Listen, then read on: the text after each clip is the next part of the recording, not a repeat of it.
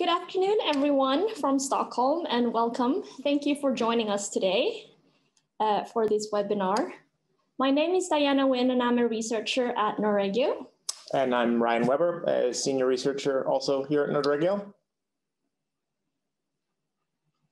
And the project coordinator of the Nordic Green Project. Yes, which is one of the projects in focus today. And we're very pleased to be having this webinar as a partner event during the EU Green Week. This year, the focus is on zero pollution for healthier people and planet. And a key theme under this is improving our health and well-being. And we're excited to share with you two Nordic research projects that are funded by Nordforsk under the Sustainable Urban Development and Smart Cities program, which closely relates to this theme. We will begin today with overviews of each of the two projects. The first, as Ryan mentioned, is Nordgreen, Smart Planning for Healthy and Green Nordic Cities, and Smarter Greener Cities, our sister project, making smart cities smarter and more livable through nature-based solutions. Yes, and right after those two introductory brief presentations, we're going to have our first roundtable where we will be joined with some of the researchers that are involved in these projects.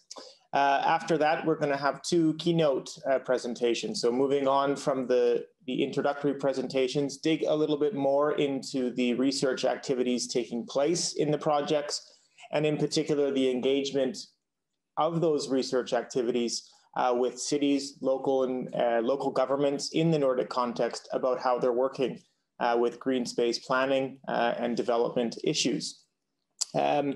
Your input in this webinar is extremely important. You as guests that are here listening to us today, we very much appreciate you being here. Please don't hesitate to use the chat function. Feel free to ask questions in the chat function, post any relevant information or insight that you might have also as experts. So that is an open source for you to contribute to today's agenda. So we look forward to receiving your questions and comments. So to begin with today, we're going to hear, as Diana said, about the Nordic Green Project and Smarter Greener, and I'm happy to give an introduction to the Nordic Green Project. I will be followed by the project coordinator of the Smarter Greener Project, Eric Anderson.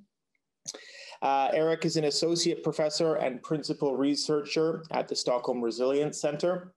His research focuses on multifunctional landscapes, ecosystem services, and socio-ecological boundaries, particularly in an urban setting.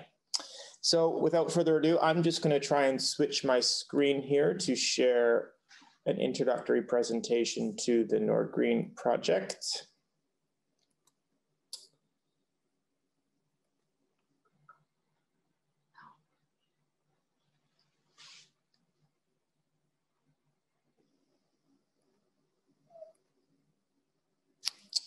Great. So, smart planning for healthy and green Nordic cities. First of all, who we are.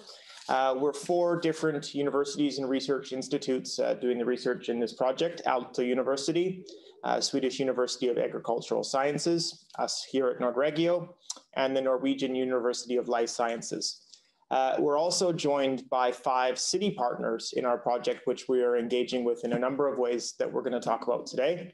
Espoo and E in Finland, municipalities in Finland, Stavanger in Norway, Täby in Sweden, and Vilhelmina in Sweden.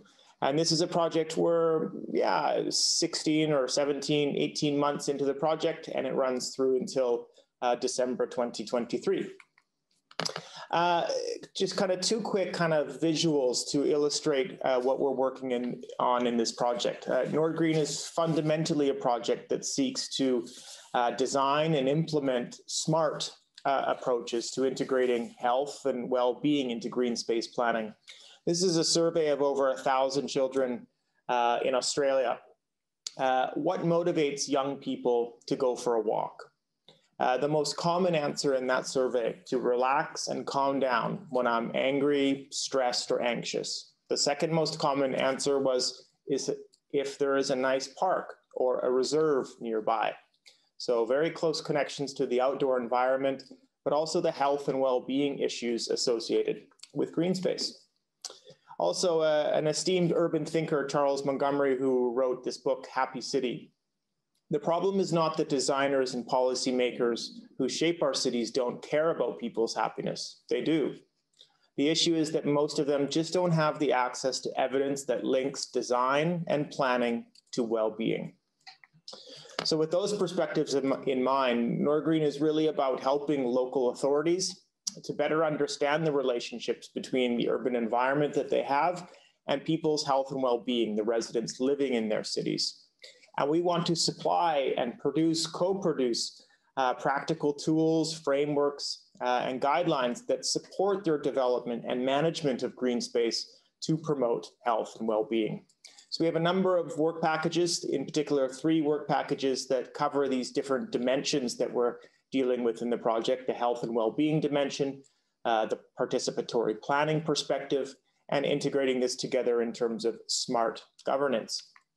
So in terms of our first objectives, we want to measure the effects of green space accessibility on health, social inclusion, and quality of life for residents in new areas. So linking high quality data on green space, here you see for Tabby, and linking it together with our best available data on population health and well-being to look at those connections between green space accessibility and health and well-being.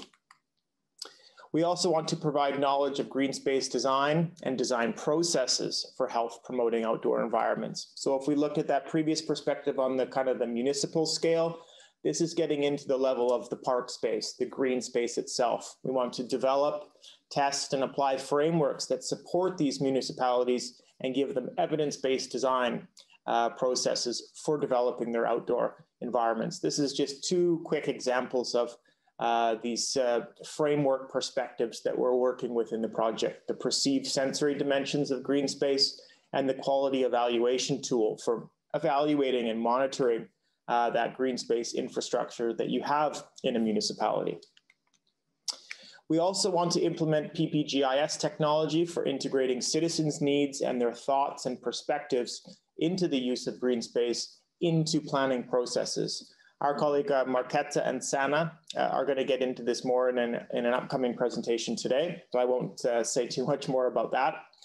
But these health and well-being perspectives, these participatory planning perspectives, these really get linked together, you see here, through this notion of governance systems and smart governance. So we want to understand what are those governing processes, and we want to provide know-how for our local authorities that are facilitating those processes to transform their new or existing green spaces into restorative landscapes. So we're really about using the research as a vehicle to provide evidence-based planning strategy, data development, and the management of that data that is created, and the integration of different departments or different silos within the municipality, so they're working together towards their own goals, but also towards the common goals of the municipality.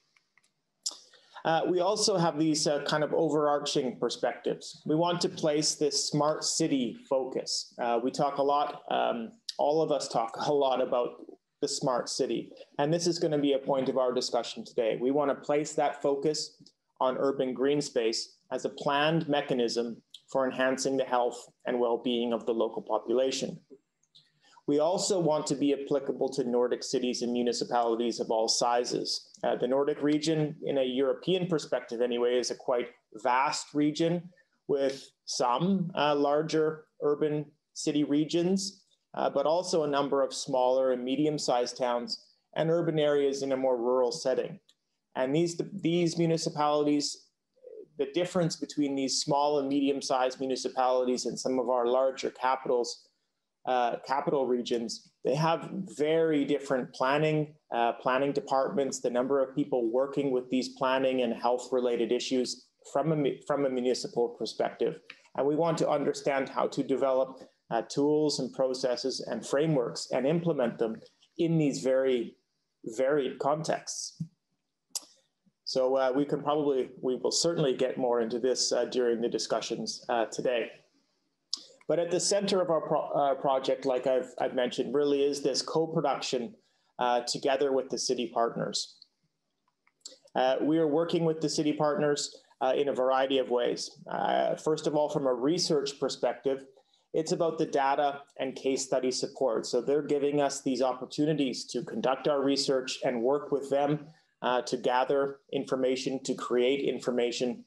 And they're giving us these sites for citizen research, which we'll also hear about in terms of the public participation GIS mapping that we'll hear about shortly.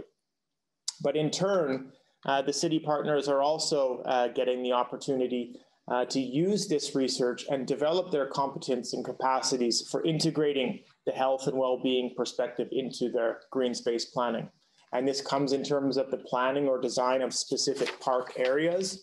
It could be much more broad or encompassing the entire municipal area in terms of creating new strategic plans.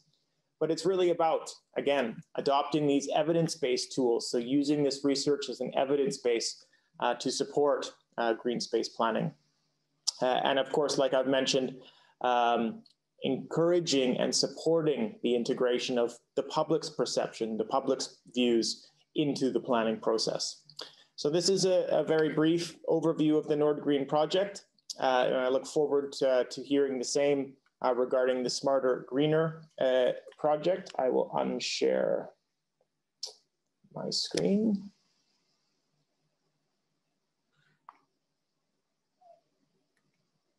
And then, Eric, are you with us? I am, but I can't share my screen yet. So, Ryan, you need to... That's all right. I'm working on it. Or I'm trying to work on it. Stop share. There we go. Eric, now you should have the possibility to share your screen. Welcome to the screen and look forward to hearing about the Smarter, Greener project. We see it perfectly. Splendid. Thanks. Thank you, and welcome to Smarter, Greener Cities. In many ways, we're very similar to Nord Green. We have similar ambitions and we work in similar ways, but we're also slightly different. So let me talk you through the idea and the ambition of Smarter, Greener Cities. We all know sustainability to be a challenging target to move towards. There are so many things that need to be aligned and support each other rather than work cross-purpose. There are also so many alleged solutions to various sustainability challenges out there, but what do they actually do and how can we make them do more? So the Nordforsk-funded project Smarter Greener Cities uses a social, ecological, technological systems lens to look at cities and with it to try to understand how all these different partial solutions fit together. We're interested in how you can connect different agendas, innovation and knowledges to make better use of what we have and identify gaps and missing pieces. So why focus on Nordic cities and what can we learn from them or across them? You will know this as well as I do, I'm sure, but innovation is spinning fast and our cities are becoming increasingly advanced in their use of technology. We also see a focus within smart agendas on quality or ease of life and climate, see digital solutions and, for example, energy efficiency. In parallel to this development, we see a growing interest in green solutions where nature is used as a model and foundation for solutions to a broad suite of urban challenges and issues. And we're lucky in the north in some ways. We're rich in green and blue spaces, making green solutions easier and more available maybe than in many other parts of the world. So it's a good place to study opportunities and how you can make use of green space and the opportunities it could possibly offer. But that said, while these two trends run in parallel, they have not really been connected that well, or at least not to the degree that they could be. And we argue that our cities can become even smarter if the two fields are connected. How could this be done then? And what is it we hope to do with our project? We want to develop a system science for bringing together the smart and the green, and to make sure that people are thoroughly included. We use our social, ecological, technological framing to engage with a range of different sustainability challenges. And to ground this work, we have 3 different case studies. We work in Helsinki, in Copenhagen, and in Stockholm, and the cases go deep as they have their specific goals and targets. And we'll weave together the insights from the cases in a more comprehensive understanding of urban systems. This may sound hopelessly sciencey, but the idea is that the understanding should be relevant and usable for practice and different actors interested in urban development. And the discussions and the seminar we have today is one in a series of events that we are planning for the future, hopefully together with Nordic and other partners, for sharing knowledge and insights across European cities. And as today, this goes beyond us presenting ideas and findings. We're all experts, you in the audience as well, and we're very interested in having a dialogue and a discussion about these questions.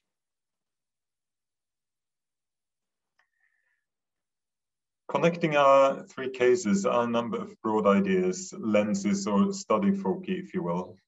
And by connecting these, we hope to be able to speak to a range of critical factors like urban governance and resilience. We're interested in how we sense or perceive the urban landscape, what we care about, and how this influences actions and how we use urban space. We're interested in justice issues, and we're interested in giving nature in cities a stronger voice. So in Helsinki, we focus on the relation between people and nature and how this influences our well-being. In Copenhagen, the primary lens is people and technology, and how the use of technology may hinder or help you influence your everyday environment. In Stockholm, we look at the increasingly hybridized urban infrastructures where interlaced nature and technology offer both new challenges and new ways of listening to what nature might be trying to tell us. So what does this mean? In Helsinki, the challenge is how smart technologies and nature-based solutions can enhance or hinder the potential different types of urban green spaces have to promote psychological restoration, with the objective to map social ecological structure and distribution of remnant hybrid and novel nature-based solutions into rapidly changing areas, and to develop new methods to better understand how citizens perceive and experience their everyday living environment, the different senses, using, for example, PPGIS surveys and multisensory walks.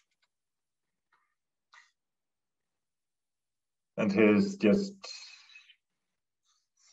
a glimpse of the results as they start to come in with mapping of environments and people's use of environments in Helsinki. There'll be plenty of opportunities to talk to our Helsinki partners in the roundtables and those. So you will have opportunities to ask questions or understand better what these mean. And in Copenhagen, the challenge is posed as how to design and manage just, safe and secure cities through smarter technology, with the objective to better design and manage inclusive, greener and more equitable cities, with a focus on technology, justice and care.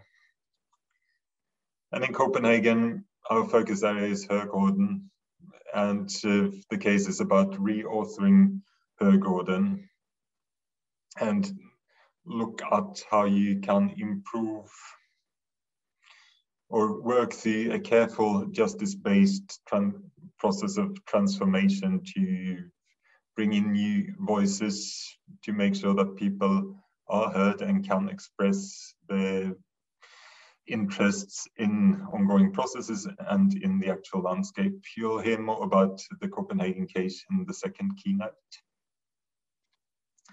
And finally, in Stockholm, here we focus on how you can use sensors and new technology to better listen into nature, to see how it fares and how well it performs during different circumstances, different extreme events, different part of the year, during different seasons. Do nature-based solutions really deliver all the types of functions we expect from them? Climate mitigation, various ecosystem services.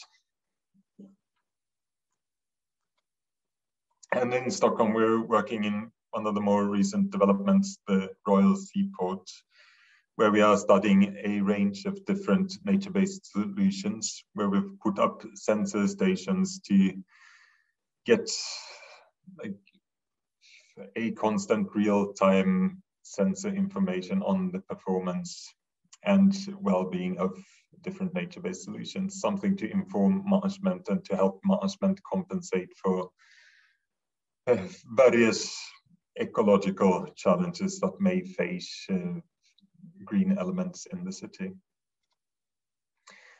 And that was a very brief introduction to smarter, greener cities. There'll be plenty of opportunities to discuss the details of the project and also find out how it could be relevant for you. But like Nordgreen, we have our homepage, so it's a good place to stay tuned to the developments within the project and see how you can be involved. So that was me. Thank you. Thank you so much, Eric and Ryan, for both of those presentations. And indeed, they are to provide our audience that are with us to really hear from you guys, like what these two projects are about. And while we have you with us, Eric, I don't know when you have to leave, but indeed, as you mentioned, this is the first time the two projects are kind of in dialogue with each other, and to have this opportunity to share that knowledge with an audience is great. And so we hope that this is the first of more to come. Mm-hmm.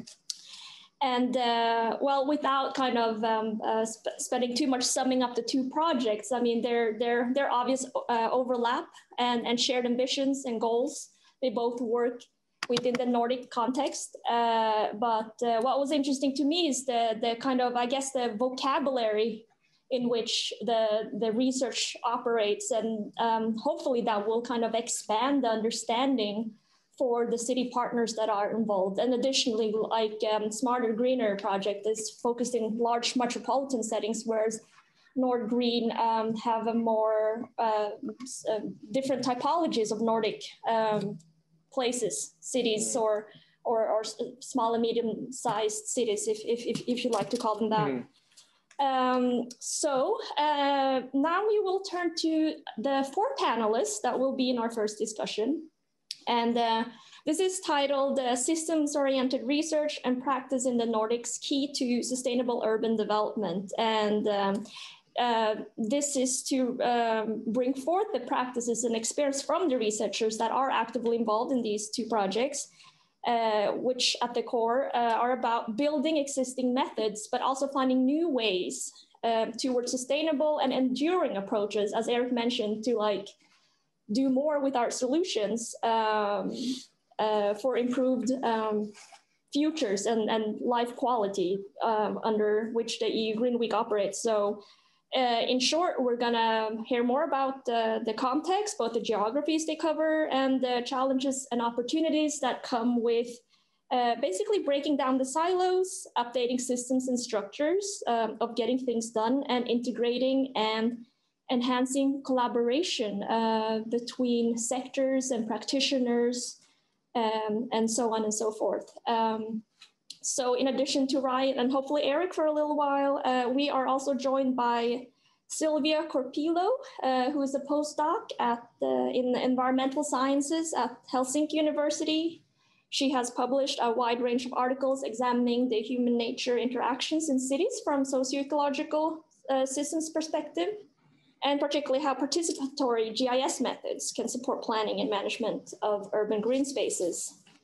And we have also with us Kati Vierikko, if I pronounced that right, who is a senior researcher at the Syke, the Finnish Environment Institute.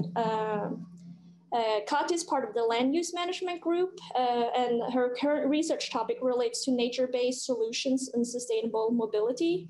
Kati is co-leading the communications package of the Smarter Greener project, so the knowledge management part of it. And then I forgot to add that Sylvia is the co-lead of the third work package. And last but not least, we're also have with us Kjell and Nilsson. Kjell is the founder of Nilsson Landscapes and is the scientific coordinator of the Nord Green project. He was the former director at Norregio.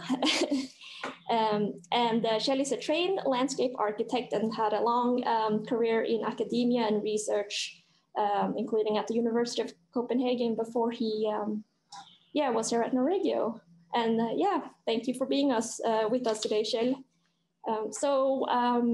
I'll just start us off with the first question, and it might be taken for granted within those of us who are involved in the project, but what do we mean by like smart city approach in these types of projects? Is it the application of technology to support better decision making, or is it something else? Who would like to take on that? Kjell, would you like to start? Yes, I think that we can go back to the core text. I don't have it in front of me, so I can quote it, but it was clearly said from Nordforsk's point of view that they, with SMART, they wanted more than just technological development and new technology. They wanted to see what I would more define as innovations, new ways of thinking and new ways of combining different disciplines. So it was actually a prerequisite that we should not focus directly, specifically on new technology. Right, yeah. And I think that's reflected in both projects because Smarter Greener has a very strong emphasis on justice and care, and Nord Green, to compare, has health and well-being as the kind of undergirding the concepts of what are smart approaches. And Eric, please.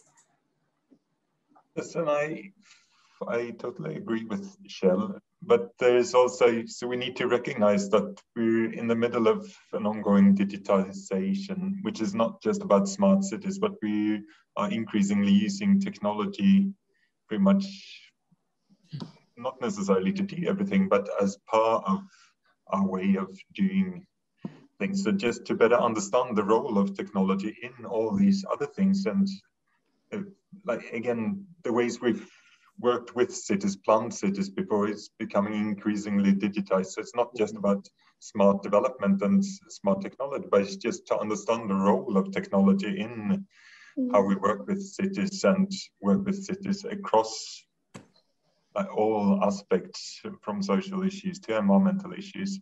So it goes well beyond your normal smart agenda, but really to try to understand how technology sits with and connects to all these other agendas, to how it is used by actors, how it is used to do different things for good and bad. I think this goes for both projects, but a lot of the literature and discussion going around the smart city in the past years has been about the commercial perspectives of the smart city, the private sector, or large corporations making investments in things that they brand as smart city. And I think that, speaking for Nordforsk, but certainly speaking on behalf of the Nord Green project, and I think Smarter Greener is trying to capture those possibilities associated with the digital wave that Eric pointed out, but then harnessing that from the planning and the governance perspective, and seeing the smart city perspective as a means to an end, and not necessarily the end in and of itself. So bringing those technologies, whether it's through the sets or through public planning and GIS and the data management and storage, and integrating that into the governance routine. So that's where we have tried to approach the smart city perspective from. Yeah, I fully agree. If I can continue a bit, that especially I think smarter, greener cities and also quite many of us in our research group agrees that it's if we really aim to sustainability transformation in cities, we start to look at that technology is not, it brings some support towards sustainability, but if other functions still are way behind and not smart, we are never achieving that goal. So technology and innovations can bring some support, but if human behavior is still the same, if the ecology is behind of sustainability level, we never really achieve sustainability goals. So that's one thing, and that's why we kind of adopted this sets approach in here, that we have to look all these aspects. And so as a follow-up to that, and perhaps Sylvia, you would like to share with us some key challenges and opportunities in implementing new planning and design strategies, including digital ones. And for instance, how has the COVID-19 pandemic changed the redesign of implementation, or even encouraged or kind of spurred you into using the technology in a new way that you didn't foresee? Well, for example, in our work here in Helsinki, we actually use technology a lot to understand better the people connection of people with nature, how they experience nature and how they perceive nature. And we use different kinds of tools for that. For example, participatory mapping, like public participation, GIS, but we also have a very strong multisensory aspect to it, and how people actually understand and experience nature when they are outdoors. So we use different multisensory tools and ways to actually capture that and understand how actually the different senses and experience can contribute to psychological restoration and better human health.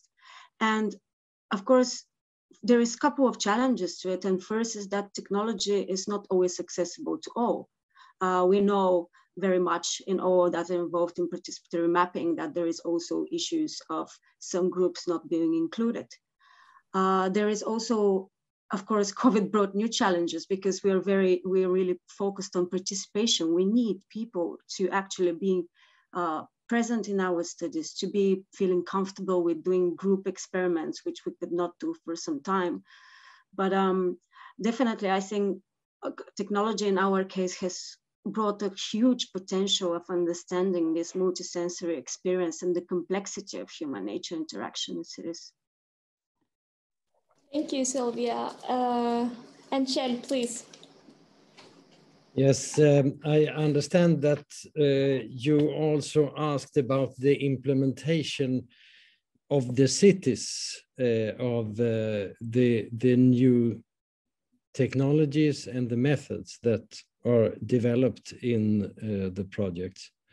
And I think it's interesting to reflect upon the history of urban research in Europe there, because during all the European research programs, there has been a kind of going up and down when it comes to involvement of cities and practitioners and theory building and methodological development on the other hand. So if we start with the first program I was in contact with was the 5th framework program, and that was only case studies all the way around and no theory. And then it was evaluated and it was criticized because there was too little new knowledge actually produced during that. Then it came to the 6th program. It was pure methodological development and theories. And then it came to the 7th program, which was even more practically oriented, where the cities were leading the project and the researchers was a kind of assistance to the cities. And then we came into a period with new methodological development and developing new tools where we are right now, actually. And what I think is important in this, because when you look at what differs in, for example, these two Nordforsk funded projects, is that the tools that are developed by the researchers are at the same time implemented or used by the cities. And I think that is an important step forward. You must do it parallelly. You can't develop the methods and then deliver them to the practitioners, because that doesn't work. And if you let the practitioners or the cities run the research themselves with help of consultants, then you don't get any new methodology. So I think that we have a good balance in both these projects where it comes to the active involvement of the cities that cooperates when it comes to using the tools. Yes, indeed, easier said than done to encourage putting research into practice, but it does take quite a few funding rounds to come to that. And Sylvia, you had something in mind. Yeah, just when it came straight to my mind when you said that there is the advantage of that we're doing and integrating this with the city, but also there is a challenge related to it, especially in that parallel research. So for example, City of Helsinki is doing quite a lot in terms of participatory mapping and studying. And there is a lot of data out there that has been collected either separately or together. And the challenge is actually, how do we integrate this data? How do we actually fill in the gaps and links? What was Eric talking quite a lot, so we don't overlap so much, or we actually fill in the necessary information, and we don't just collect for the sake of getting more data. So I think that's a very interesting point there. And if I just shortly continue here, I think we have to start to be also sensitive, not just participating citizens for no reasons, because I think there has to be kind of ethical thinking that if we are getting citizen feeling that now they have opportunity to influence the city planning, despite it's only a research project, that we are trying to get them participate. So I think this is very sensitive area we have to also consider when we implement these kind of new, or not new, but any kind of methods or surveys. I agree. I mean, we're going to hear more about PPGIS and citizen input, and both there's the aspect or potential challenge of fatigue of those responses and respondents.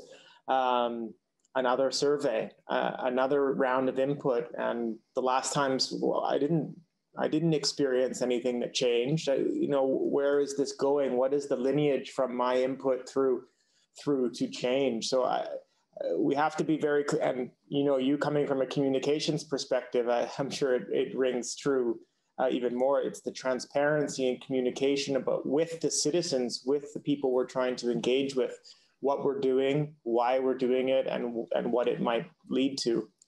Another challenge with doing this type of research, especially when trying to link up with the city partners, I mean, it might seem small and trivial, but just the practical basis of timing things, timing when you want to do things or plan or hope to do things from a research perspective, to develop your theories and basis for these frameworks with the timelines of the cities, and when they're creating new strategies, when they want to develop a new green space, when they want to create a new monitoring framework because of an EU regulation.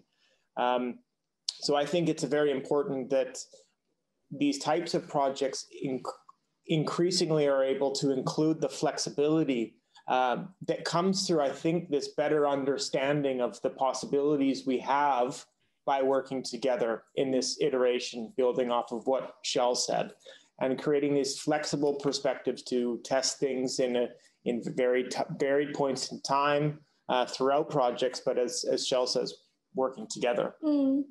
And I think hopefully we'll return to this throughout the program, but also in our second roundtable. I'd like to kind of transition to the next part, but just to end with this, since we are two Nordic projects, and in a way, this geographies are our contribution to the EU Green Week context. Perhaps you could share some reflection on whether in starting these collaborations, are Nordic. Does the Nordic context offer, are they better placed for this type of research and collaborations? How are cities selected, and why? Are researchers do they have the privilege to select municipalities as partners, and how does that work both ways? And perhaps you can start like shortly about Nordgreen, and then Kati and Sylvia for the Smarter Greener project. Sure. I tried to keep it quick, but there's part of it is the perspective of the cities and areas that you have experience working with. It takes a commitment, and it takes a belief from the cities, and almost that inertia of experience of them having done this before and having a positive experience from it. And that's been the case for the most part in the Nordgreen project, and it's held true. Like, we have excellent engagement with our city partners, and the dialogue and feedback, as you know, has been exceptional, and we're able to really co-produce. So it's part of it is based on the existing relationships. I'd be interested to hear in terms of the Smarter Green project or Shell's perspective, what your views are on the kind of underlying conditions for these Nordic cities being involved, maybe in comparison to other parts of Europe. Well, from my experience, I've been in a couple of EU projects, so I think there have been excellent collaboration in other Middle European cities going on. But what I think is a strength in Nordics is kind of we have so easy to contact different levels of political decision makers, or even directly to mayors. So it's not that hierarchical. So it's kind of easy to start to collaborate despite you don't have already ongoing. So I think it's one very strong strength in Nordic cities. I can add to that the simple answer is, of course, that this is Nordic research funding. So it's natural that you work with Nordic cities. So it's not a European program. Of course, we often, or Nordregio, or all the partners in these two projects have a lot of experience working with in pan-European projects as well. So that is the simple reason. Then the other thing is how important, what role does Nordic cities play from a European perspective when it comes to these things? Yeah, as Eric said, that Nordic cities have in a comparison with other European cities often good relationship between the green areas and the built-up areas, and a long tradition of what is typical is that nature plays an important role in Nordic cities in different ways. And that is, of course, and then if you also then relate it to the health aspects, there is a long tradition of the first public spaces in Denmark was established during the cholera pandemic in the late 19th century, for example, and when the Icelandic planning legislation was written, was formulated in the early 20th century, it was written by a doctor, an architect, and an engineer. So there is a relationship between nature, health, and cities. It has a long tradition in the Nordics. Excellent. Thanks for everyone for participating in this session, and also for the municipalities. If you're a local authority out there listening in right now, we've taken this perspective from the research perspective, looking at this kind of city partner engagement, starting with the keynotes that come, and then the next roundtable, try to switch the focus a little bit to the city partners perspective. So your input in terms of comments or questions will be very helpful. Thank you so much, Kjell, Kati, and Sylvia. Thanks. And Ryan. Thank you. So moving on to the second section, 2 keynote presentations, I'd first like to welcome to the screen Marketa Kita and Sanna Rossi. Both are from Aalto University. Marketa is a professor of land use planning in the Department of the Built Environment. She leads the citizen engagement work package in the Nordgreen project. And Sanna is doing her postdoc research at Aalto University. And they're going to give us a presentation, PhD at Aalto University. Thanks for the correction. Are going to give us a presentation on inclusive planning practices. What's new? So welcome to the screen, you two, and look forward to hearing both about the collection of all this information and the methods, but also, as we just talked about, the management and the use of it as well.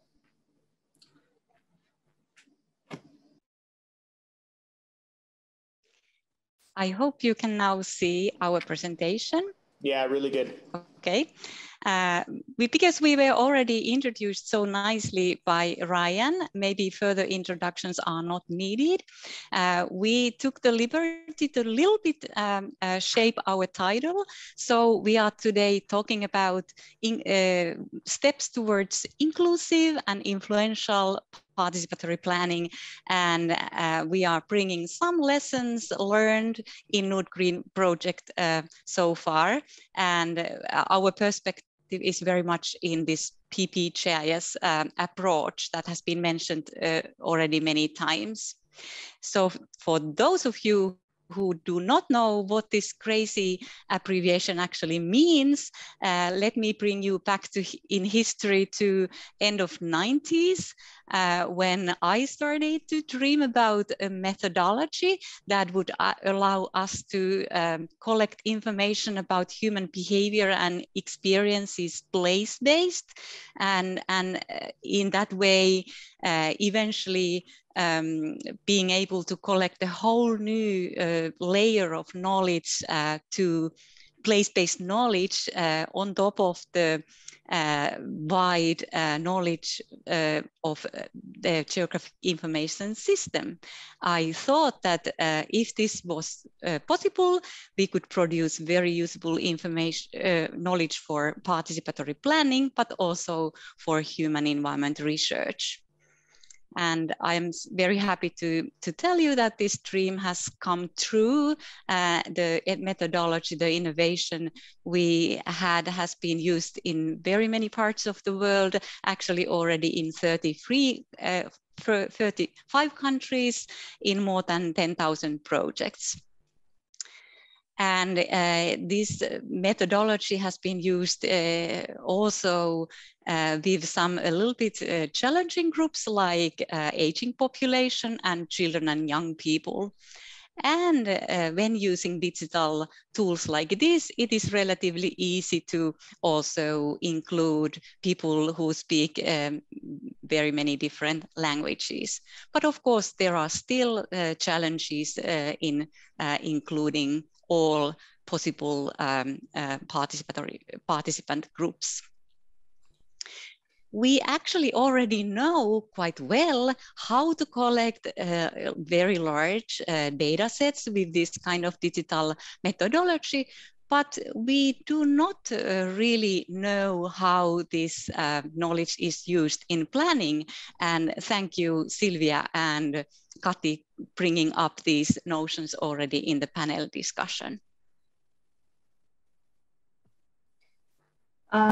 So to bring you an example of how we have approached this in the Nordgreen project, we made a large survey with the city of Espoo, which we are now studying the implementation of and trying to get as well implemented into the planning practice as possible.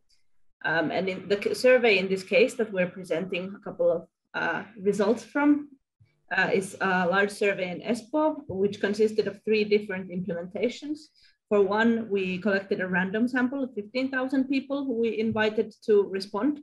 The other was an open survey publicized at the Espoo website. And finally, we had a youth survey that was carried out in schools, high schools and vocational schools, as well as middle schools in Espoo. And in total, we reached over 6,600 participants with almost 70,000 locations mapped. And combined, this is the largest PBGIS data set that we know of that has been collected in Finland so far.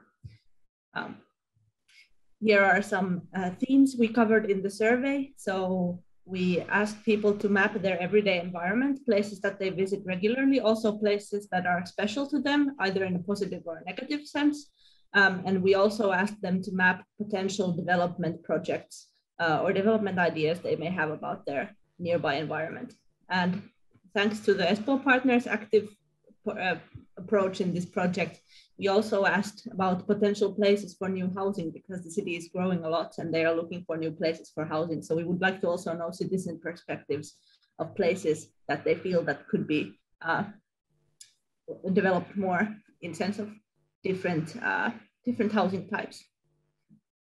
And we got a pretty good representativeness for this survey. So as you can see, the different approaches reach different audiences. For example, the random sample heavily reached older audiences and retired citizens. Unfortunately, we weren't able to reach quite as many non-Finnish or Swedish-speaking citizens as we would have hoped to, but otherwise, I think the sample representativeness was quite good. And as many of you may know, often it's easier to reach women with public participation projects than it is to reach men or others. So in this case, the random sample corrected that pretty well. Go ahead, Margaret. Let us give you 2 glimpses of this large study that, of course, it takes many years to analyze this very rich data set. The first glimpse relates to the prioritization model we have been developing in this project. So when we get these huge amounts of data, is there some way to prioritize this information given by people in planning? So here we first, if you remember, we collected knowledge both from everyday life, what is the network of places people visit often, and what are the special places, the quality network people are having. So if these both types of places are collected to this kind of 4-fold model, where on the one hand we can look what is the personal meaning of each place, how positive or how negative on the one hand, and then how often people visit these places on the other hand. So if you combine these 2 aspects, you get 4 categories. And we are arguing that actually you might want to develop some kind of development, various development strategies in these different categories. I would especially argue that maybe those places that are perceived negatively, but that you have to visit very often, should be prioritized in development. So we took this model and looked at the data empirically. And first we looked at which categories actually the mapped places represented. And we could see, luckily, that the negative categories were not that highly often represented. Only 5 or 6% of places were that kind. The majority of places were positively perceived.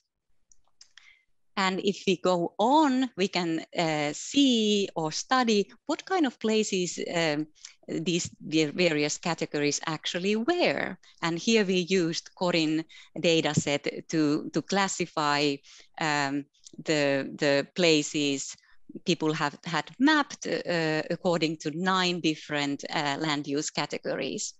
And first we noticed that actually these all these 4 categories differed highly significantly among the 4 types of places in all these different land use types.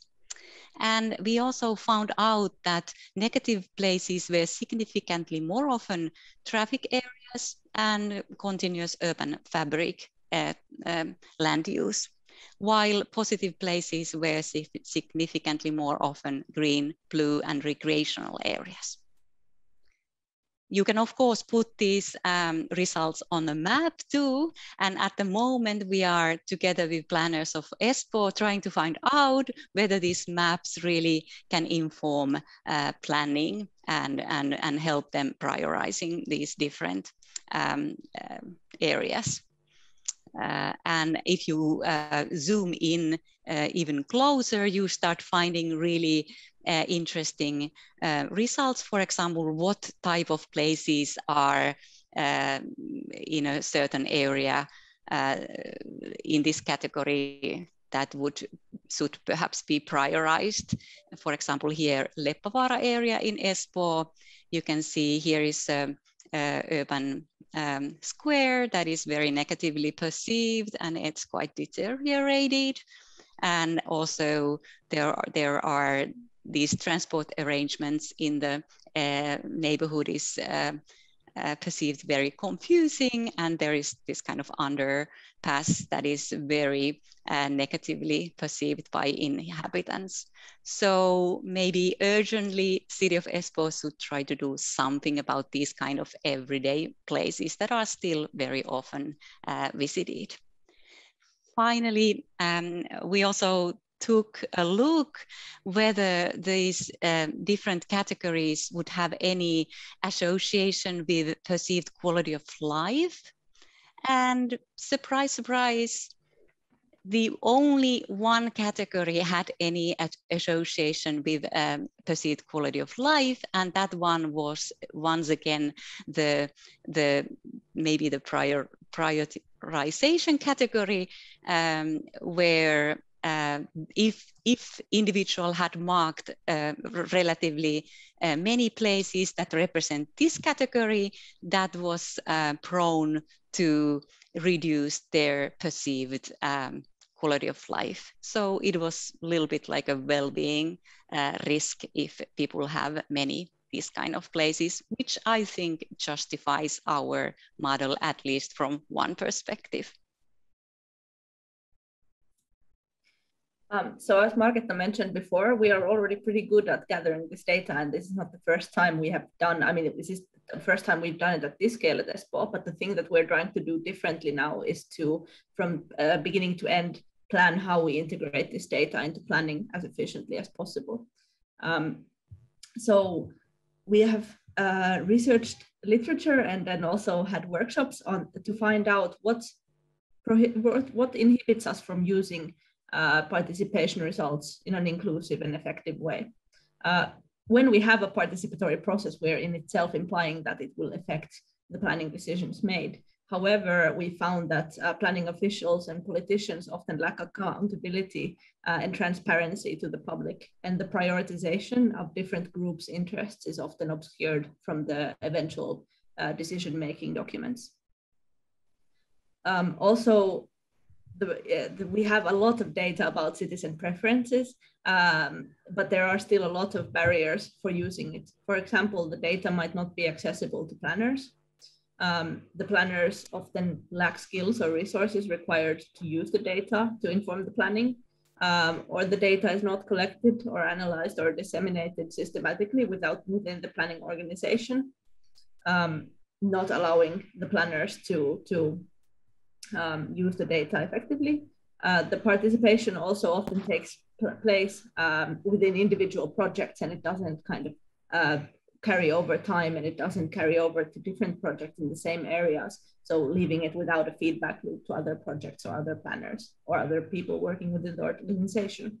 And finally, politicians making the decisions on the plans often only get access to a very condensed participation document or report instead of having access to the actual participation results or data. In Espoo, the PPGIS results that we have gotten from the survey, and in general, the background material gathered for planning is stored in this Locus Cloud, cloud-based map system used by all planners. And we are now studying how we can integrate this material into the planning system in a way that it will actually be usable for a long time for planners, and that it's available in the system that they use for their everyday work already, instead of having to have a new storage for the data or have a separate analysis available for them. We have had 2 workshops so far, and there we have found with the planners that they really emphasize a need for the local experiential knowledge. They find this type of knowledge crucial to do their work properly. We also found that many of these barriers we mentioned are present in the planners' work, especially they are very short on time in the projects, and they have a lot of pressure to complete them without going very deep into the participants' needs. GIS skills are limited or non-existent for some planners. And also there is a lack of consistency or reliability or ability to validate the data from planners. And some planners also expressed negative attitudes when people or participants have these not in my backyard views, or they kind of don't participate constructively, but rather just are against any type of development. And this might stop the planners from wanting to use any of the material, even if the ideas themselves were interesting. And also the planners voiced their concern that some politicians only want to take into account citizen opinions that kind of reflect their own opinions or enforce their existing views of city development. We also looked at using this Locus Cloud, and we found that all of the planners do actively use it in their everyday work. And in order to get this MyEspo data to be usable, they will need the metadata to be easily accessible, and also have knowledge about the representativeness of this data, so they can use it as a validation also to the decision making. And they need to be able to compare and analyze the data within the system, because as mentioned, they don't have the GIS skills to do the analysis outside of it. And they would also like to see the results linked with other sources of citizen information, like previous participation projects or following participation projects and reports. And we are going to continue forward with working to get this Locus Cloud data usable, and have a final workshop on it in the fall to test the usage of the data in there within the system. So although this project is very much ongoing and already also actually in the beginning, we still dare to name a few key takeaways. So we are arguing that effective public participation GIS data is relevant and high quality, and maybe if it's possible, it's a very good idea to involve both researchers and planners together design the survey like we did in Espoo. It has to be well-timed and regularly updated, well-timed also in relation to ongoing planning process, so early enough. And but then if there is a monitoring system that is regularly repeated, that allows cities to follow up their planning solutions and their successfulness. And the data should be analyzed very well, appropriately, and from several points of views. Here, cities clearly have challenges, and maybe researchers are sometimes needed to help in more sophisticated analysis. But we can also develop a more automated analysis tool, planning support systems, like one member of my team is doing at the moment. These data set has to be disseminated throughout the planning organization. And in the case of Espoo, this has been done this is now done very effectively with the help of this Locus cloud system. And finally, of course, the data and results should be utilized in planning transparently, in a transparent way. And here cities have huge challenges still, but Espoo has some very good ideas how to do that. So if all this takes place, can be realized, we are arguing that we can reach not only evidence-based planning, but knowledge-informed planning, which means that a very rich knowledge also from people is effectively used in planning. But even if the knowledge is perfect and analyzed very in a sophisticated ways, it doesn't automatically produce the planning solutions. Creative minds are still needed, creative steps are needed. So that's why we are talking about knowledge-informed planning instead of evidence-based planning. Thank you very much. That was Thank you very much, Marketta and Sanna, for not only the excellent overview of the data that has been collected and the initial insights into how it's being used, but also this issue about the co-development and integration of these information, this knowledge into the planning process and the challenges there. This is going to be something we're going to come back to in the discussion. Also nice to see that we have a question coming in, which we'll also, it's a great question and something we're all going to take up in the panel discussion as well.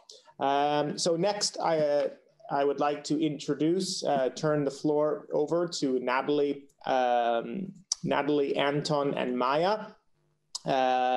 Natalie Gursrud and Tom Stell Olofsson are both associate professors of landscape architecture and planning, working with human-nature relationships.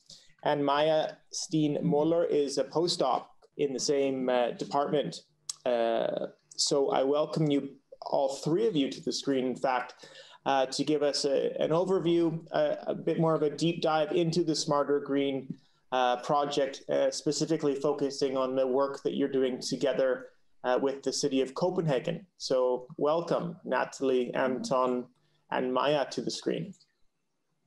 Thanks, everyone, and thank you for this invitation to share our research. And I just want to thank the presenters before us for painting this really interesting picture of their research from Espoo.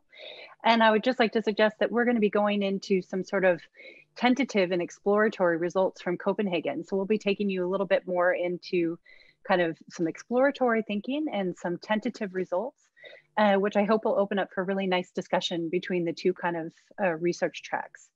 So as we suggest from our title, we're thinking about how we conceptualize the idea of care in a social, ecological, and technological systems perspective, and what this can help us with in terms of making linkages to aspects of justice and other important solutions in terms of planning.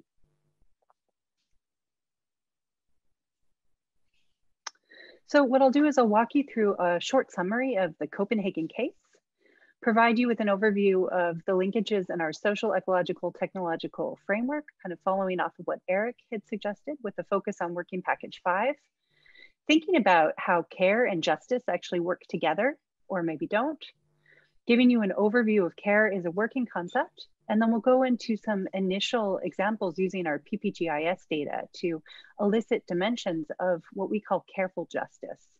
And then we'll round off with some tentative conclusions. So as Eric suggested, our Copenhagen case is in a place called Hergården. What Eric didn't say is that Hergården is located in the Amager neighborhood of Copenhagen. It's a social housing area and quite marginalized. Up until just recently, it was on the Danish state's so-called ghetto list, which I think we problematize 100%. We think of as a very pejorative perspective. But what that means is that the state has a category or a way of looking at a place if it has a disproportionate number of non-Western citizens, a disproportionate number of people who are out of work, a disproportionate number of people who are not educated at a very high level, and a high level of criminality in the area. So you can say that our site has many tensions and issues. It's a place where over 80% of residents are really happy to live and feel very proud of living there. So there's several sides to our case. At any rate, what we're doing is we're really focusing on participatory action research.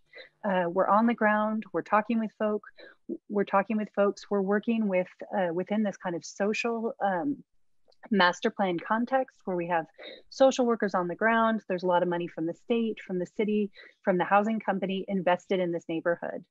And there's a lot of really active citizens, so-called kind of champions involved. And the context is that because this area was on this sort of problematic housing list, that a lot of money is being poured into the area now to kind of lift it and to ensure that it doesn't come back onto that list. And one of the ways in which this is happening is through a new green infrastructure project, whereby the main sort of path system is being renovated with residents' wishes and ideas in mind. So throughout the last year, there's been an intense data collection effort with over 800 people heard, including a PPGIS survey, with a strong focus on procedural and recognition justice to understand what is it that people would like and how should we do that in terms of wishes for this green infrastructure. And just to contextualize our working package, we are in working package 5, which is about technology, justice, safety, and security, and this broader kind of linkage between smart cities and nature-based solutions. So what we're doing is we're kind of looking at the couplings of how society and economic aspects work to either reinforce or provide new opportunities through technology, social justices or injustices. And specifically in our case, we're very interested on kind of understanding inclusiveness and community participation, and thereby providing an opportunity for so-called reauthoring. So how can residents kind of reclaim their neighborhood, use technology as a way to voice what they would like to be known and heard from their perspective. And here we've had a very strong focus on justice because there are issues of social injustice at play, social marginalization, and potentially even environmental justice that we've been investigating. Yet as we started to dig into our case area, it became very clear that this wasn't just a context for thinking about justice, because most of the people on the ground, and as I said, we're doing participatory action research, they're very much, you know, enacting care work.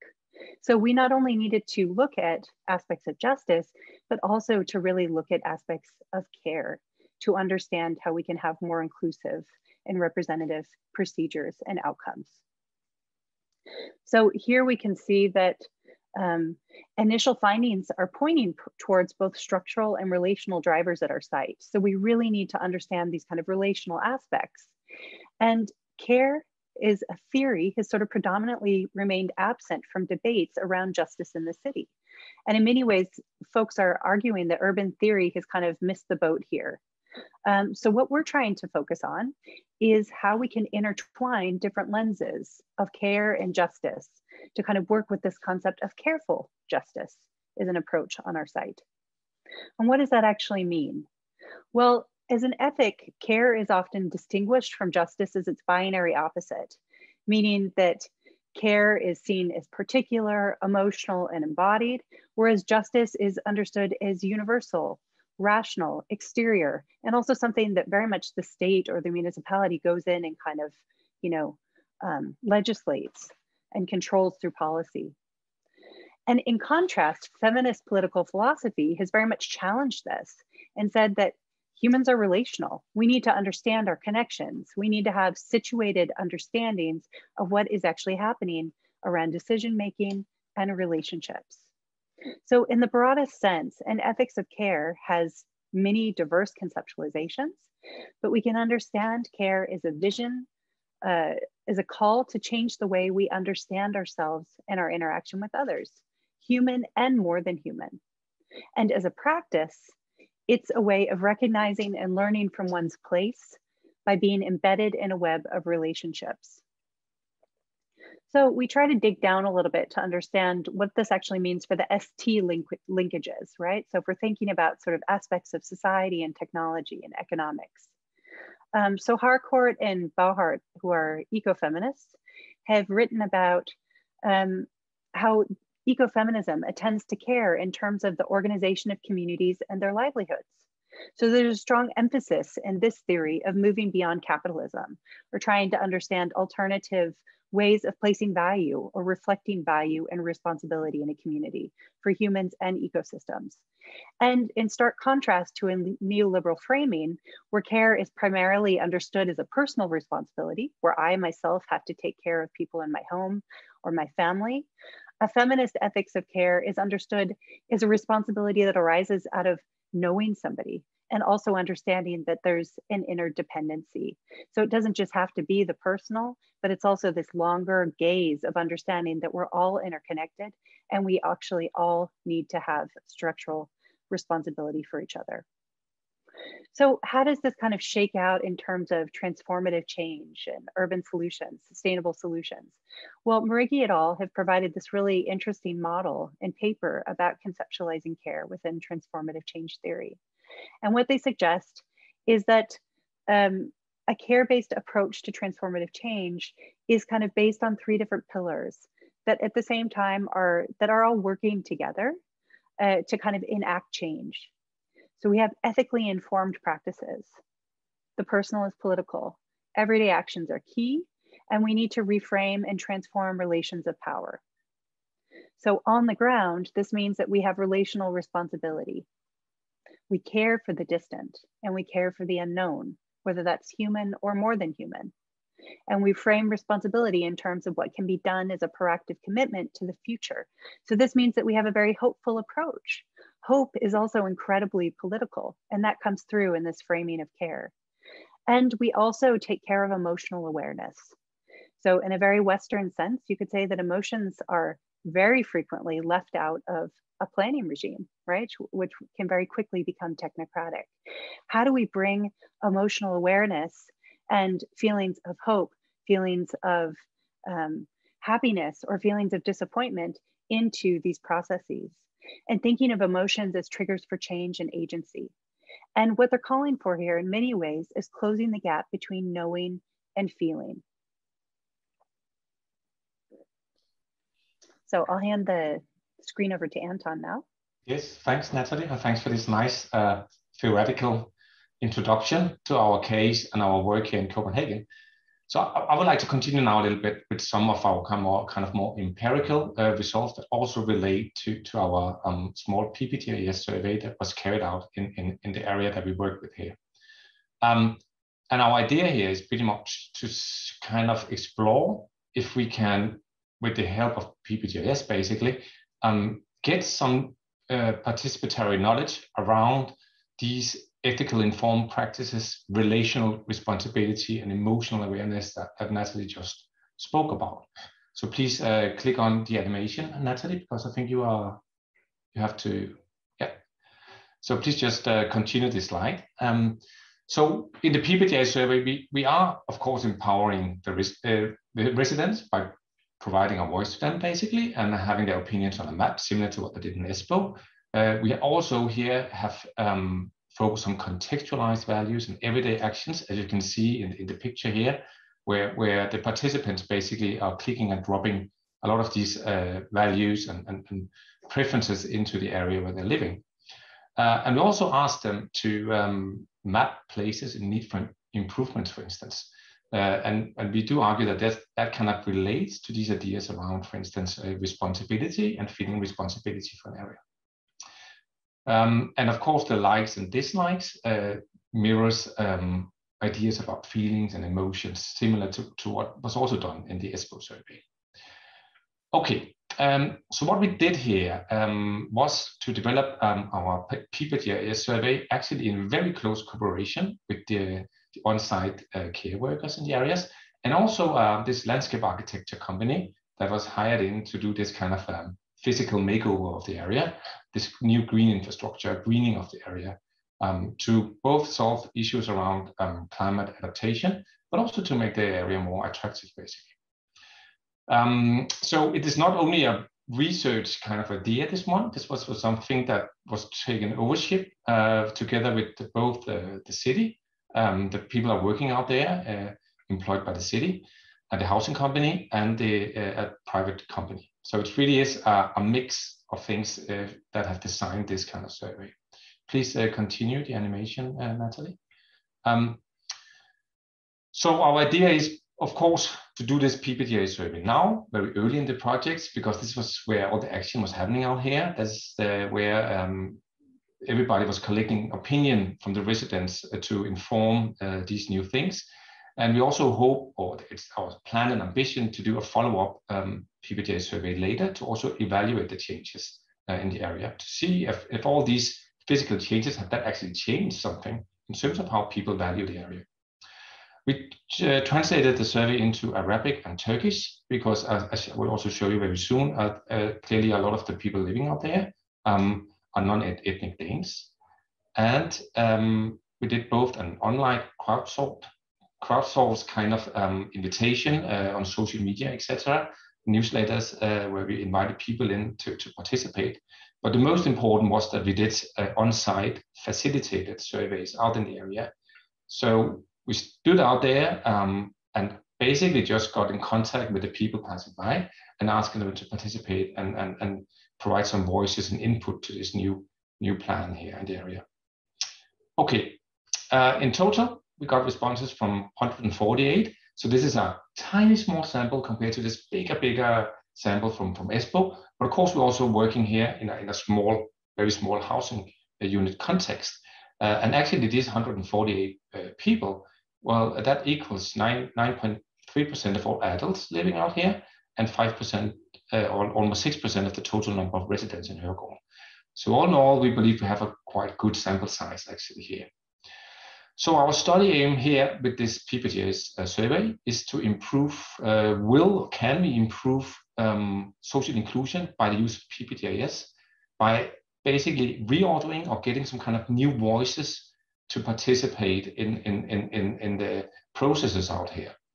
So we wanted to kind of try to activate the silent majority, the people who never turn out in meetings, the people who never participate in any kind of participatory actions taking place out here. And then we also wanted to compare, are there any similarities and differences in values and preferences between the traditional voices that are always active and these kind of new voices. Who are then the new voices here? Well, we did a segmentation of our respondents, and we did actually two in this small kind of pilot study of our results.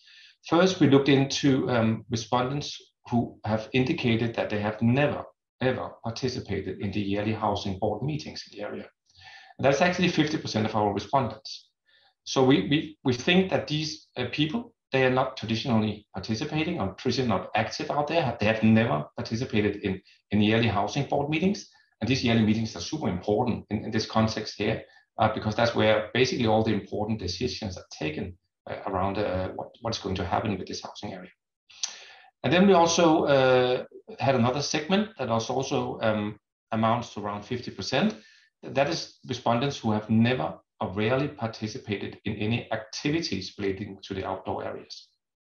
So again, a very kind of passive part of the residents here that are not normally active in anything basically relating to the outdoor areas. And this is then how it looks when we compare our two samples, the new voices, the segment A and the segment B, to the traditional voices, and then also the Hørgården numbers.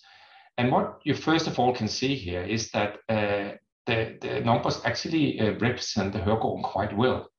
There are definitely some deviations also. So for the people here that never participate in yearly board meetings, we actually have 65% of them that speaks a non-Western language. They also speak Danish, most of them at least.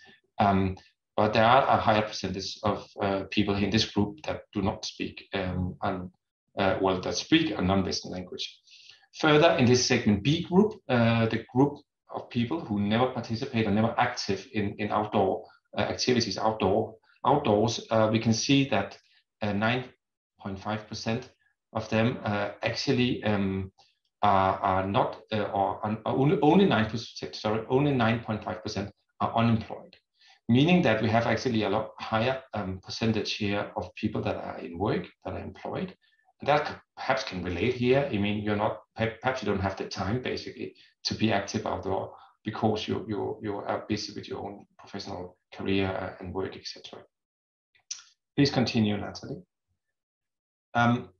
So this is just some of our results. We cannot show everything here, just a few snapshots. In terms of these ideas around emotional awareness and transformative imagination that relates to careful justice, we argue, we ask people here to map out places that are need for improvements, and then we ask them basically what do you want to improve here?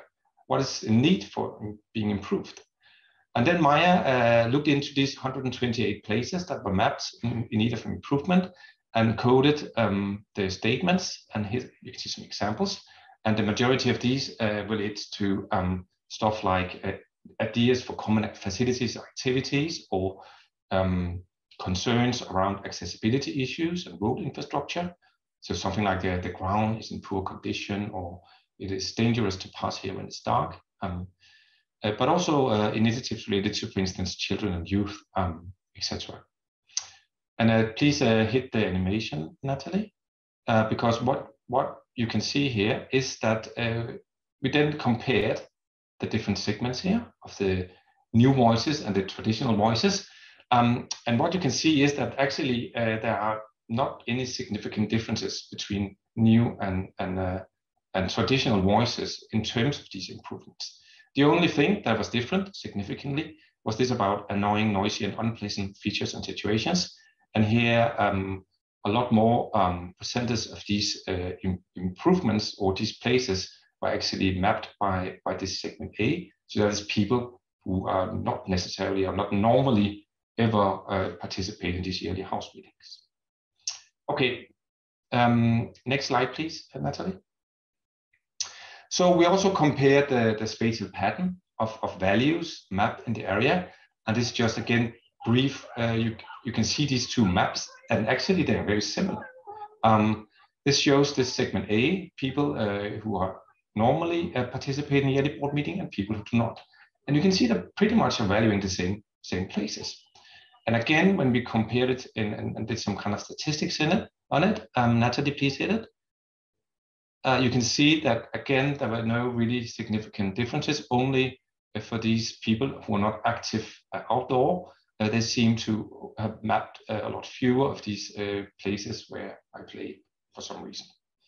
All right, so just some brief tentative conclusions here from our small PPTA study. Well, first of all, I think it's quite clear that there are no substantial differences actually between these active voices, the old, always participating voices, and these new voices. They are definitely a lot more alike than different. And of course, that finding is nice and interesting. It kind of, I suppose, showed that this local democracy, local housing democracy, works to some extent, right? That the people who are active are actually also representing the values and preferences for the people who are not active. So that's, of course, nice. We also think that our small framing here and exploration of PPTAs in this careful justice framing actually work quite well. I mean, we are definitely able to elucidate a lot of dimensions that we argue relates to careful justice and also transformative change in one way or the other. And finally, we, of course, in this Smarter, Greener City project, we embed our analysis here within these both social ecological couplings, when people kind of relate to the green outdoors and the outdoor environment in many ways, and also to this social technological approach, which is actually the PPTA's approach in itself in many ways. And now I will just give the word back to Natalie to close our small talk here. Great, thanks, Anton. So these reflections and this initial research on our site has really opened up kind of broader reflections, not only in terms of our case, but also just in terms of transformative research practices. So maybe something we can bring up in our discussion today is how can research be both operationally and methodologically the site and driver of transformation? How can we contribute in an active manner to change and empowerment for those involved? And how do we create spaces of feeling within our research teams and networks, not only to integrate emotionally sensed knowledge into the research process, but also to enhance individual and collective coping capacities? I think we just have to acknowledge that impact-oriented work requires an extensive emotional labor, which often goes unrecognized and lacks support at institutional levels. So how can we be better to take care of each other, especially in these times of lockdowns and pandemics? And in terms of social inclusion and physical intervention studies, we need to have further reflections in terms of what is it that careful justice actually means for practice in terms of issues of recruitment and sampling. We of course are reflecting upon this digital divide. I'm not sure that Anton mentioned this, but we were actively out on the streets. We hired a local youth to actually stand outside with an iPad. Maya, our coworker, was also there on site to include as many voices as we could. Yet we know that we haven't reached all groups and that there are marginalized groups that feel silenced and are actively not participating. So there's power issues at play here. There's an unbalance between project owners in the city who would really like to open up the area, residents who maybe feel more skeptical about this. And in the end, who has the final say? And do the results actually reflect the residents' visions, ideas, wishes, and knowledge? So of course, there's a lot of questions and considerations to take forward. And our study continues not only until 2023, but this project continues until 2024. So a lot of time for reflection here and real-time implementation with our partners on the ground. And of course, issues of kind of restoration and the voices of nature come up as well in terms of these this framing with careful justice. So with that, I would just like to thank you all for listening and welcome kind of a lively discussion around these topics. Thanks very much, Natalie and Anton.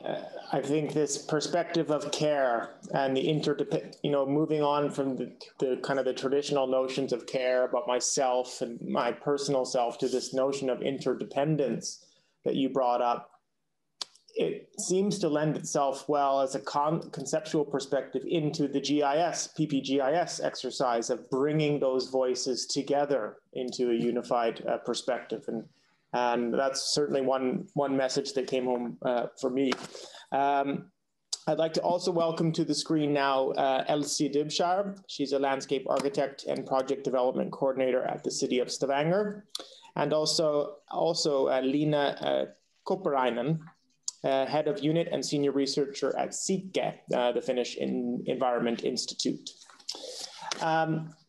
Based on the presentations that we've heard today, Elsie, when it comes to you as a practitioner in Stavanger, how do you experience, or how have you experienced these ideas of co-production and knowledge sharing with researchers together with you as practitioners, and being able to then transition this process into an implementation in your wider work?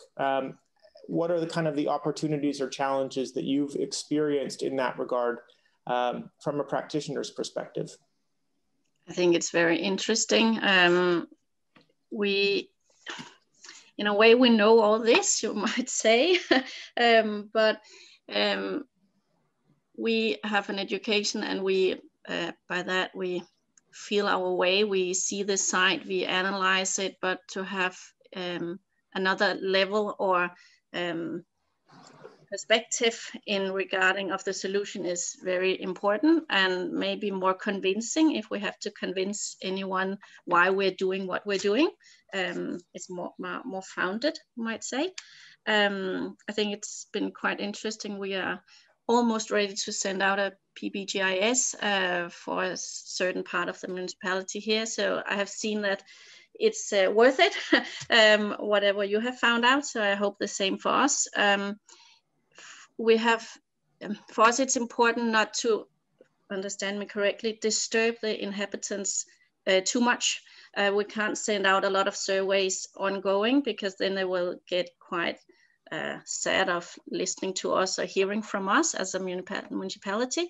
So we try to connect different surveys in one big survey. So we have to communicate across the municipalities' departments to make sure that we ask all the right questions at the right time. Yeah, maybe I hope that will answer the question. You bring up this point about not too many surveys, and Maya, I don't know if you're there or not, but it sounds like from Natalie and Anton's presentation that you are very much on the ground supporting the implementation of this survey. So for either Natalie, Anton, or Maya, what about this, even the case of just doing one survey in these areas? I mean, I was saying to my colleagues while you were presenting, it makes my blood boil every time I hear of the ghetto policy of these labels and things. But in these areas where, you know, trust can be a very big issue, particularly trust in the civil sector, how is your experience of really getting through to the population as a whole when conducting these surveys?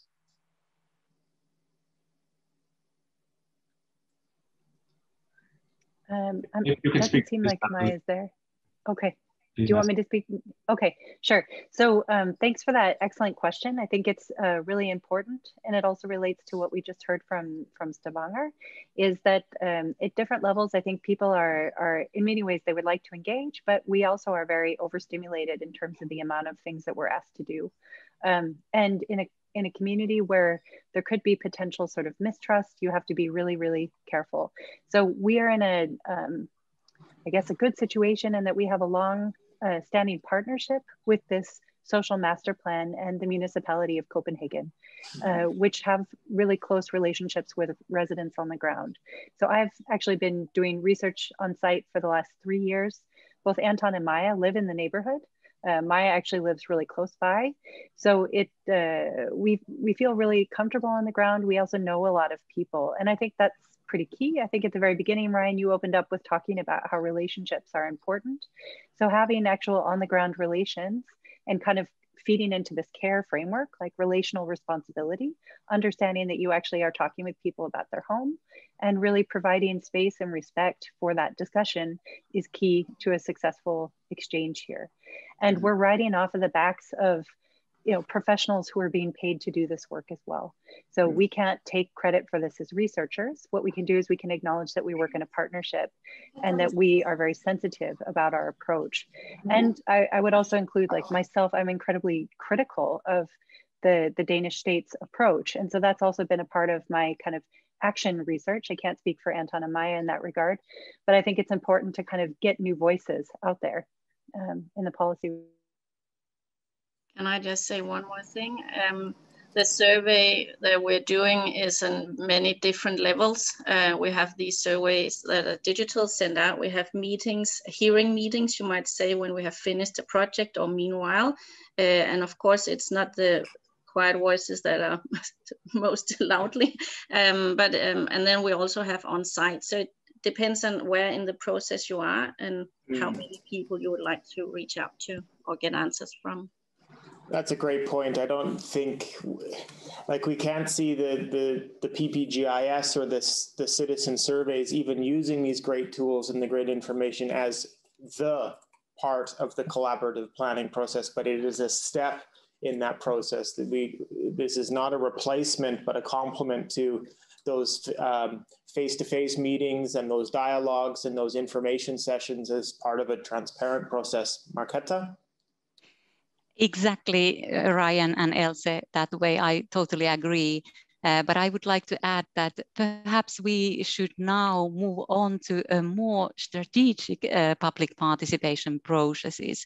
Carefully think what are the methods that best support each phases, not overwhelming inhabitants with endless activities or surveys, at least if we cannot analyze all that data or use it effectively. So I would argue that maybe sometimes less is more. Mm-hmm. Especially if it's in a part of a strategy, like you say, and part of a process, an ongoing process, rather than an initiative or a project. Natalie, you saying that you've been working there for 3 years, in that community for 3 years. So there is an inertia that can be created rather than just seeing it as one intervention, so to speak. Thanks very much for that, Marketta. Lena, I want to switch gears maybe a tiny bit. You're joining us from Seaport, and from what I'm aware, and please correct me if I'm wrong, as part of the 2030 greening targets, you've conducted as part of the EU biodiversity strategy, you've conducted a survey across all urban areas in Finland, over 20,000 people, I believe. Can you share some insights that you received from that survey, and to what extent those responses specifically acknowledged or dealt with the perspective, the link between the greening component and the green infrastructure component with these social perspectives that we've been discussing in the past, particularly in the past half an hour? Yeah, yes, we conducted a survey and sent it to all the municipalities having at least 20,000 inhabitants, as it is also targeted to these municipalities in the EU Biodiversity Strategy 2030. So we wanted to know what kind of greening related implementations or programs they have created, and what have they been doing so far, and how do they see what are they going to do next. It's something that many cities have already done, like bigger cities, they very often have already some kind of programs related to biodiversity.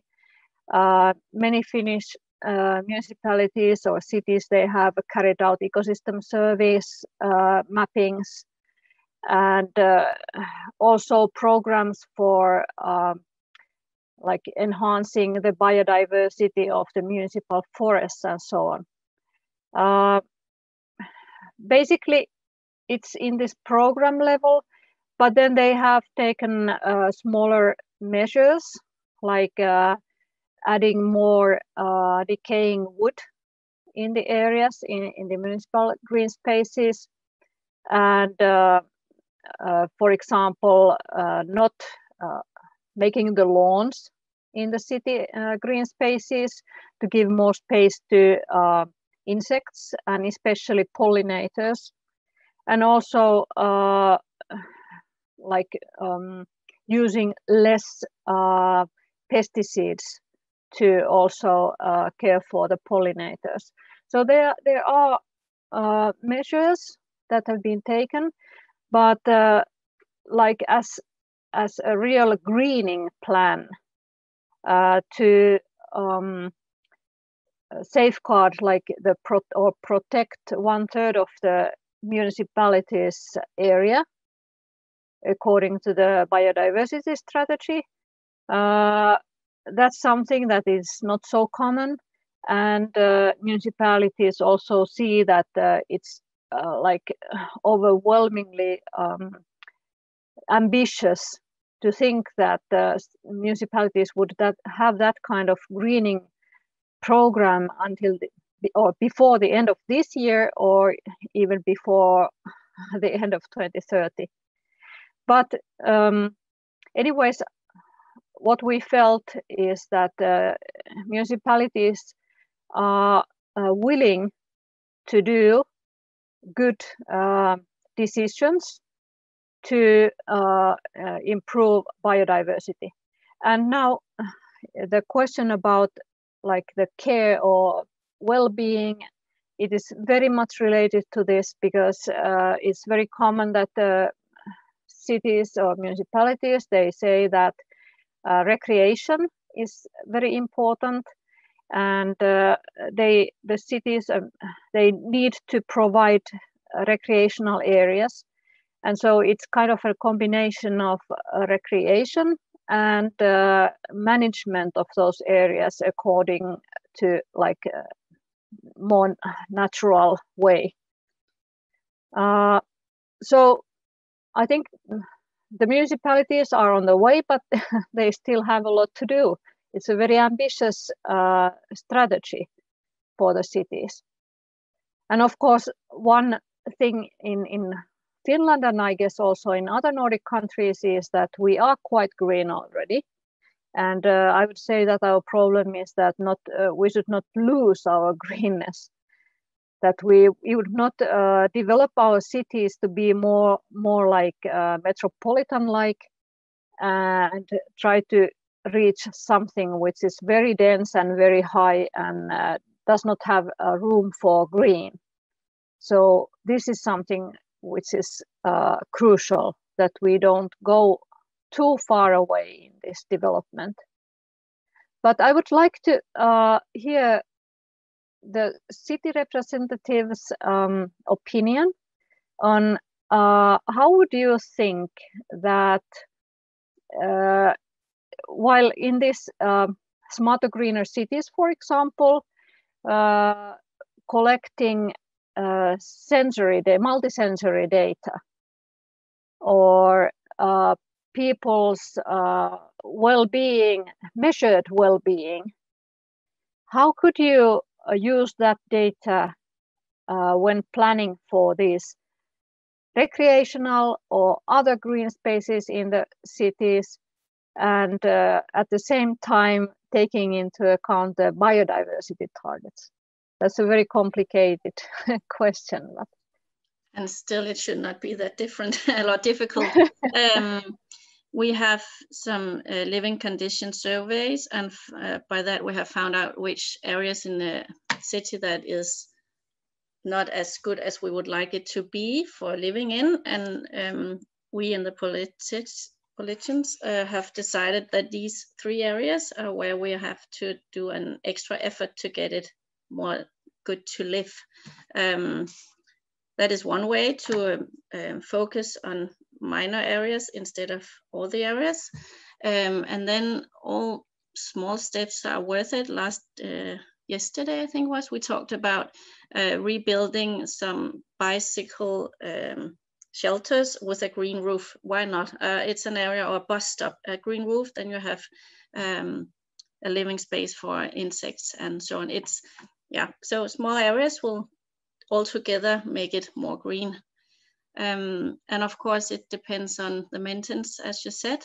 Do we have, or how do we make it green, which is nice to be in, and we still have enough time and money to make it beautiful, and not just grow like a big, not forest, but yeah. Natalie, do you have your hand up?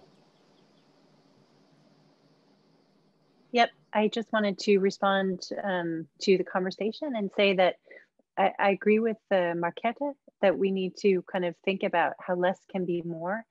But at the same time, what we have experienced in our survey work on site at Högården is that we need more than just PPGIS to actually capture the full spectrum. And we're still not capturing the full spectrum. So PPGIS has been one tool that we've used, yet the social workers on site have done systematic outreach events where over 800 voices were heard, from planting seeds to playing, with kids, to building temporary furniture, to like sitting and drinking coffee with Kurdish women in their gardens. There's lots of different ways in which we can reach out, and those can't always be strategic. So I think there's a need to kind of think about how we balance more reflexive governance with long-term planning, and to find different models that are always going to be site specific. And at the same time to really account for sensitivity. And then I guess a question that I have to the whole group is, how do you account for local politics on site? Like Marketa, I think that your study in Espoo is incredibly fascinating, and you have such a rich data set, and I'm so excited to watch your analysis come through.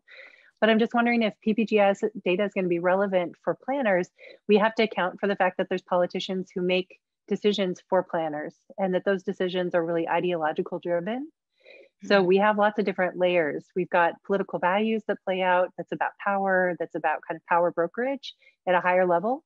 And of course, we want to harvest all of these voices and kind of understand what residents want, especially visions for the future. But what do we do when, you know, somebody from the sort of far right comes and takes all the power, and then we don't hear those voices anymore? Or it could be the far left, it could be somewhere else. But how do we account for that kind of political game playing out, or kind of changes of the rules and so forth?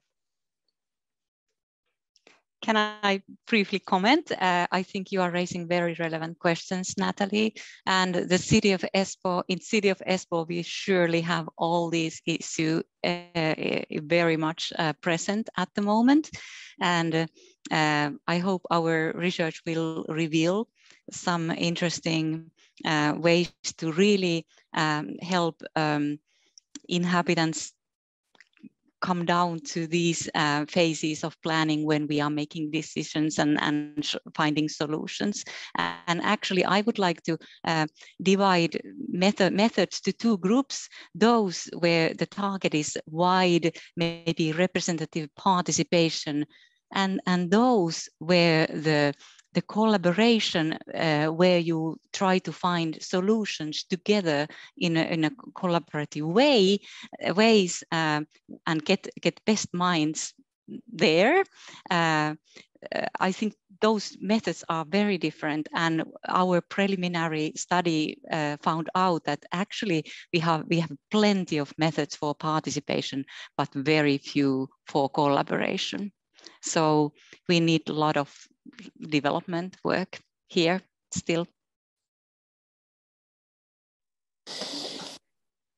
I want to thank everyone for participating today. I immediately thinking how I have many questions that I'm not able to ask, and I would immediately propose that we do this again sometime, and sometime relatively soon, to continue this discussion. This aspect of how we take a PPGIS or some sort of citizen outreach as a measure, and how we see that from a strategic and procedural perspective in a planning context, I think is quite interesting.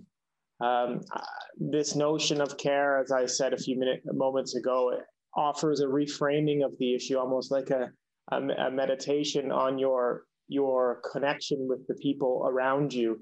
And I think switching that focus and having that when going through and conducting these information and insight is extremely interesting and motivational, quite frankly.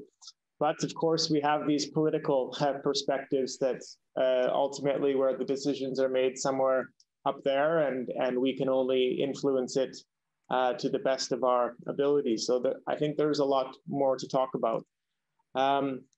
We will wrap up for today. So on behalf of the Nord Green Project and the Smarter Green Project, I want to thank everyone for participating, both as panelists and presenters, but also you as guests. So I will turn it over to you to say. Yeah, no, I have nothing further to add, but to extend my gratitude to all those of you who participated. And if you have any questions or are interested in both of our projects, do not hesitate to get in touch. I think if you just look the projects up, you'll find contact info and so on and so forth. And I'm sure this won't be the last. No, definitely not. Have a nice weekend, everyone, and take care. Thank you. Bye.